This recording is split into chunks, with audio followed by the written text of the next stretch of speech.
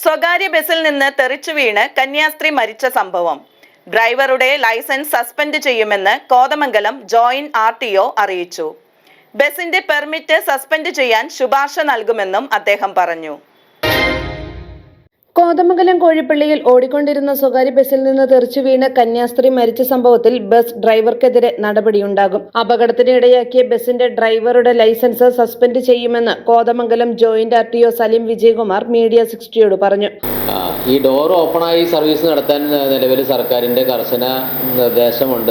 Service നടത്തരുതെന്ന്, അതായത് door open ചെയ്ത് വെച്ച് വാഹനങ്ങൾ സർവീസ് നടത്തരുതെന്ന് കർശന നിർദ്ദേശം നിലവിലുള്ളതാണ്. അതനുസരിച്ച് ഞങ്ങൾ വാഹന പരിശോധനയും നടത്തുമ്പോൾ ഇതെല്ലാം ശ്രദ്ധിക്കുന്ന കാര്യങ്ങളാണ്. പക്ഷേ അന്ന് ഈ സംഭവം നടക്കുന്ന ദിവസം ഡോർ ഓപ്പണായിരുന്നുള്ളത് വളരെ പരിതാപകരമായൊരു വിഷയമായിപ്പോയി. ഞങ്ങൾ ഈ കഴിഞ്ഞ ദിവസങ്ങളിൽ തന്നെ അപകടം ഉണ്ടാകുന്നതിന് മുമ്പേ തന്നെ, ഒരു മാസം മുമ്പേ തന്നെ വാഹന പരിശോധന വളരെ കർശനമായിരുന്നു കോതമംഗലത്തിൻ്റെ ഏരിയയിൽ. അവിടെ തന്നെ നമ്മൾ 343 കേസുകൾ നമ്മൾ ചാർജ് ചെയ്തിട്ടുണ്ട്.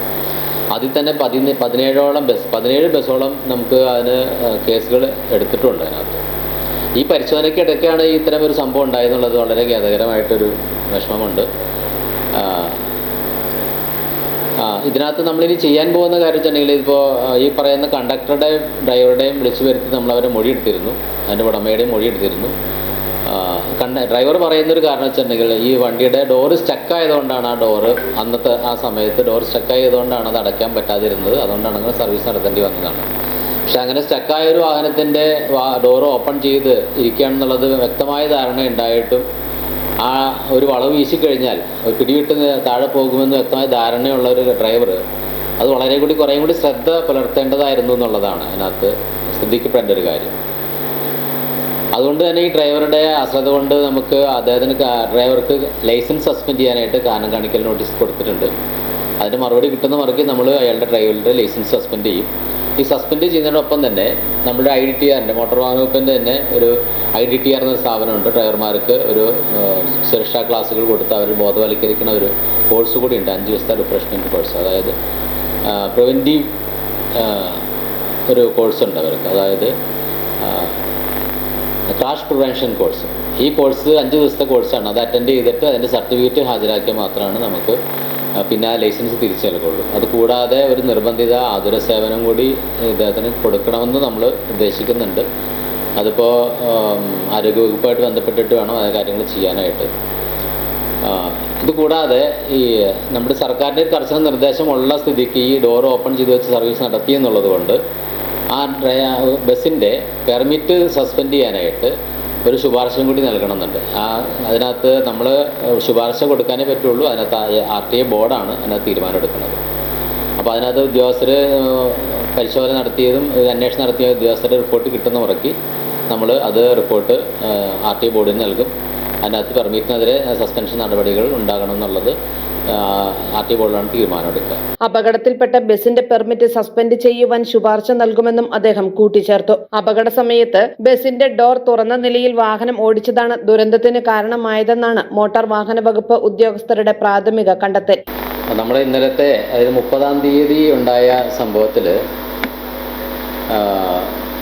നമ്മുടെ തൊടുപുഴയിൽ നിന്ന് വന്ന ഒരു stage carriage service bus, private ബസ്സിനകത്ത് കോഴിപ്പള്ളി LP സ്കൂളിൻ്റെ അടുത്തെത്തിയപ്പോൾ ആ പരിസരത്ത് വെച്ചിട്ട് ആ ഒരു വളവ് വീശിയെടുക്കുമ്പോൾ ഒരു കന്യാസ്ത്രീ സിസ്റ്റർ അവിടെ നിന്ന് ആ ബസ്സിൽ നിന്ന് പിടിവിട്ട് താഴെ പോയി വളരെ ഗുരുതരമായി പരിക്ക് പറ്റി ഹോസ്പിറ്റലിൽ വെച്ച് മരണപ്പെടുകയുണ്ടായി. ആ സംഭവത്തിൽ തുടർന്ന് അത് 30-ാം തീയതിയാണ് സംഭവം നടക്കുന്നത് രാവിലെ. അതിനുശേഷം ഹോസ്പിറ്റലിൽ ഗുരുതരാവസ്ഥയിൽ കിടന്നു. പിറ്റേ ദിവസം വെളുപ്പിന് ഇന്നലെയാണ് മരണപ്പെടുന്നത്, 1-ാം തീയതി. ഇത് സംഭവം നടന്നതിന് ശേഷം നമ്മുടെ ഉദ്യോഗസ്ഥർ, മോട്ടോർ വാഹന ഉദ്യോഗസ്ഥർ ഈ സംഭവത്തെ സംബന്ധിച്ചിട്ട് ഒരു അന്വേഷണം നടത്തുകയും ആ അപകടം നടന്ന സ്ഥലങ്ങൾ പരിശോധിക്കുകയും അവിടെ ഉണ്ടായിരുന്ന ഒരു സർവൈലൻസ് ക്യാമറയിൽ, അതായത് തൊട്ട് മുമ്പ് അവിടെ നടക്കുന്നതിന് മുമ്പ് ഉണ്ടായിരുന്ന ഒരു ഗോഡൗണിൻ്റെ സർവൈലൻസ് ക്യാമറയിൽ നിന്നുള്ള ദൃശ്യങ്ങൾ പകർത്തിയെടുക്കുകയും അതിൽ നിന്ന് മനസ്സിലായ കാര്യങ്ങൾ, ഈ വാഹനം സർവീസ് നടത്തുന്ന സമയത്ത് ഇതിൻ്റെ ഡോറുകൾ, മുൻവശത്തെയും പുറകിലെയും ഡോറുകൾ ഓപ്പൺ ആയിരുന്നു എന്നുള്ളതാണ്, തുറന്നിട്ടിരിക്കുകയായിരുന്നു എന്നുള്ളതാണ് മനസ്സിലാകുന്നത്.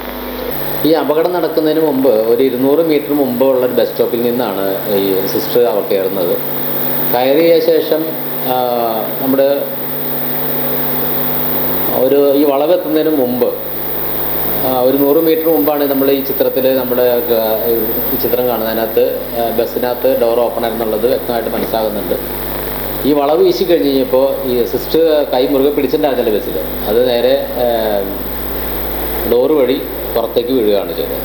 യാത്രക്കാരുടെ സുരക്ഷ അവഗണിച്ചുകൊണ്ടുള്ള ഇത്തരം ഗുരുതര നിയമ ലംഘനങ്ങൾക്കെതിരെ കർശന നടപടി സ്വീകരിക്കും. കോതമംഗലം, പെരുമ്പാവൂർ ഉൾപ്പെടെയുള്ള മേഖലകളിൽ ചില സ്വകാര്യ ബസ്സുകൾ വാതിൽ തുറന്നിട്ടുകൊണ്ട് സർവീസ് നടത്തുന്നതായി മോട്ടോർ വാഹന വകുപ്പിന്റെ ശ്രദ്ധയിൽപ്പെട്ടിട്ടുണ്ട്. ഇത്തരം നിയമലംഘനങ്ങൾ ആവർത്തിക്കുന്ന വാഹനങ്ങൾക്കെതിരെ ശക്തമായ പരിശോധനയും കർശന നടപടികളും തുടരും. നിയമലംഘനങ്ങൾ നടത്തുന്ന വാഹനങ്ങൾക്കെതിരെ സംസ്ഥാന വ്യാപകമായി പരിശോധന ശക്തമാക്കിയിരിക്കുകയാണെന്നും യാത്രക്കാരുടെ സുരക്ഷയ്ക്ക് മുൻഗണന നൽകിയാണ് നടപടികൾ തുടരുന്നതെന്നും അദ്ദേഹം വ്യക്തമാക്കി.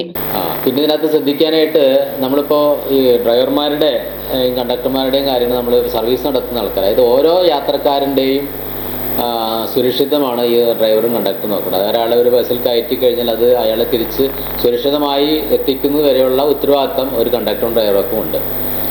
അതിനകത്ത് വേണ്ടത്ര ശ്രദ്ധ പുലർത്തുക എന്നുള്ളതാണ് ഈ കണ്ടക്ടറും ഡ്രൈവറുടെയും ഏറ്റവും ഭാരിച്ച ഉത്തരവാദിത്തം ഉള്ളത്. അതിന് മുന്നോടിയായി തന്നെ ഓരോ വാഹനത്തിനെയും യാത്ര തുടങ്ങുന്നതിന് മുമ്പായിട്ട് അതിനകത്തൊരു മുൻകരുതലായിട്ട് ഒരു ഡെയിലി റൂട്ടീൻ ചെക്കിംഗ് നടത്തണം. അത് എന്താ പറയുക,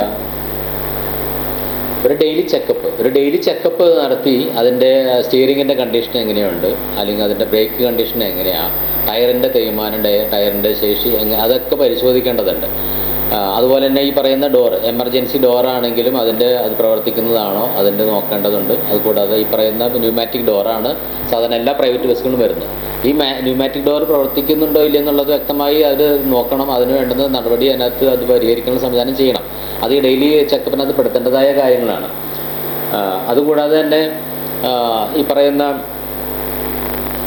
നമ്മുടെ ഭിന്നശേഷിക്കാരായ ആൾക്കാരും കുട്ടികളും വയോധികരുമായിട്ടുള്ള ഒരുപാട് ആൾക്കാർ നമ്മുടെ വാഹനത്തിൽ സർവീസ് കയറുന്നുണ്ട്. ഇവർക്കൊക്കെ പ്രത്യേക മുൻഗണന കൊടുത്തു വേണം നമ്മൾ ഈ പറയുന്ന കണ്ടക്ടറാണെങ്കിലും ഡ്രൈവറാണെങ്കിലും അവർക്ക് ബസ്സിൽ കയറുമ്പോൾ അവർക്ക് കൂടുതൽ കുട്ടികളാണെങ്കിലും ഭിന്നശേഷിക്കാരാണെങ്കിലും വയോധികരാണെങ്കിലും പ്രായമായ എല്ലാ ആൾക്കാരാണെങ്കിലും ഇത് വാഹനത്തിൽ കയറി കഴിഞ്ഞാൽ അവർ സുരക്ഷിതമായി ഈ വാഹനം പിടിച്ചു എന്ന് ഉറപ്പുവരുത്തിയ ശേഷം വേണം വാഹനം എടുക്കാനും എല്ലാം ചെയ്യാനായിട്ട്. അപ്പോൾ ഈ ഒരു വളവ് വീശിയെടുത്തപ്പോൾ ഉണ്ടായ ഒരു സംഭവം നമുക്ക് ഒഴിവാക്കാവുന്നതായിരുന്നു. അത് ഡ്രൈവറുടെ അശ്രദ്ധ ഉണ്ട്. അതിനുള്ള നടപടികൾ മോട്ടോർ വാഹന വകുപ്പിൻ്റെ ഭാഗത്തുനിന്നുണ്ടാകും. News desk media 60 Kothamangalam.